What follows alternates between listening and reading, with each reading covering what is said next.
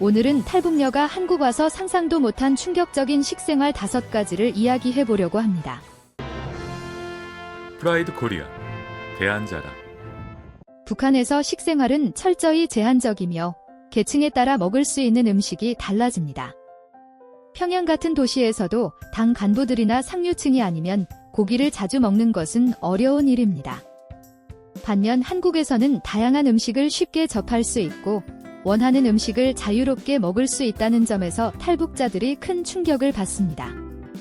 오늘은 그 중에서도 가장 인상적인 5가지를 소개합니다. 첫 번째는 삼겹살을 마음껏 먹을 수 있는 세상입니다. 북한에서는 돼지고기를 흔히 불고기라고 부릅니다. 그만큼 귀한 음식이기 때문에 쉽게 먹을 수 없으며 중산층 이상이 되어야 겨우 맛볼 수 있습니다.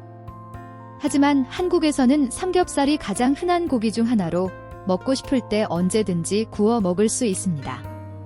특히 탈북자들은 가마솥 뚜껑에 삼겹살을 구워 먹는 한국 문화를 접하고 큰 충격을 받습니다. 북한에서는 불판이 흔하지 않기 때문에 고기를 삶거나 기름을 많이 사용하지 않는 방식으로 조리합니다. 하지만 한국에서는 고기를 직접 구워 먹고 상추나 깻잎에 싸 먹는 방식이 일반적입니다. 심지어 배달 삼겹살까지 있다는 사실에 놀라기도 합니다. 두 번째는 사계절 내내 먹을 수 있는 신선한 채소입니다. 북한에서는 신선한 채소를 사계절 내내 먹는 것이 불가능합니다. 여름에는 밭에서 직접 채소를 뜯어 먹지만 겨울이 되면 신선한 채소를 구하는 것이 거의 불가능합니다. 특히 상추는 여름에만 먹을 수 있는 음식으로 여겨집니다. 그러나 한국에 와보니 겨울에도 마트에서 신선한 채소를 쉽게 구할 수 있다는 점에 놀랍니다. 상추뿐만 아니라 다양한 채소가 사계절 내내 나오고 심지어 배달까지 된다는 점은 북한에서는 상상도 못했던 일입니다. 한국에서 삼겹살을 먹을 때 항상 상추와 함께 먹을 수 있다는 것이 탈북자들에게는 새로운 경험입니다.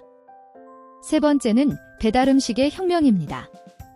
한국에서는 배달 음식이 너무나도 당연한 일상이지만 북한에서는 배달 문화 자체가 거의 존재하지 않습니다. 북한에서 유일하게 배달이 가능한 것은 쌀 같은 생필품 정도이며 그것도 부유한 계층에서나 가능한 일입니다. 하지만 한국에서는 스마트폰 하나만 있으면 24시간 언제든 원하는 음식을 주문할 수 있습니다. 치킨, 피자, 짜장면뿐만 아니라 국밥이나 회까지 배달되는 것을 보고 탈북자들은 엄청난 충격을 받습니다. 북한에서는 한 끼를 해결하기 위해 시장에 가서 직접 재료를 사고 음식을 준비하는 과정이 필수적이지만 한국에서는 몇 번의 터치만으로 따끈따끈한 음식을 바로 받을 수 있다는 점이 경이롭게 느껴집니다. 네 번째는 간판이 너무 많아서 헷갈리는 음식점들입니다. 북한에는 간판이 거의 없습니다.